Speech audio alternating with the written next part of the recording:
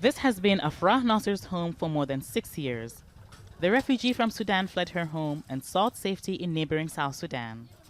She says she no longer feels safe after her brother was killed last year in fighting between refugees and their South Sudanese hosts. We lost our brother last year. He was kidnapped and killed. They brought back his body. That night, we were attacked inside the camps with guns. We lost a lot of people during the fights. Not just my brother, but children, women were killed in the stampede as we fled. Fighting broke out in Blue Nile State after the Sudan People's Liberation Movement North rebelled against government leaders in Khartoum. The armed opposition group accused the Sudanese government of breaking the 2005 peace agreement. It allowed Blue Nile State to choose whether to be part of Sudan or newly independent South Sudan. The conflict has resulted in more than 250,000 refugees fleeing to South Sudan. More than half of them live in 4 camps here. Sudanese refugees started arriving here in Maban since 2011, a few months after South Sudan gained independence.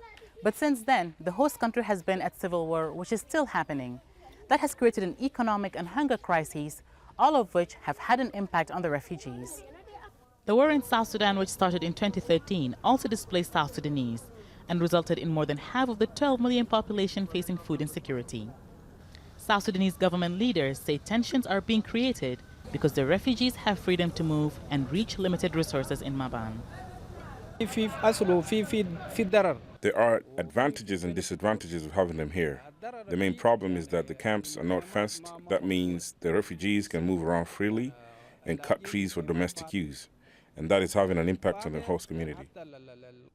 And with almost no chance of returning home to Sudan soon, the United Nations High Commission for Refugees says they need to be protected.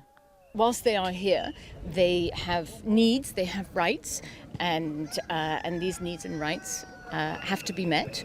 And so there has to be a very high level of cooperation between UNHCR and the South Sudanese government to ensure that they are safe, protected, and that their needs are met.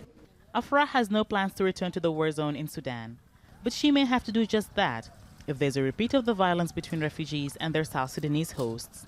Hiba, Al Jazeera, Maban, South Sudan.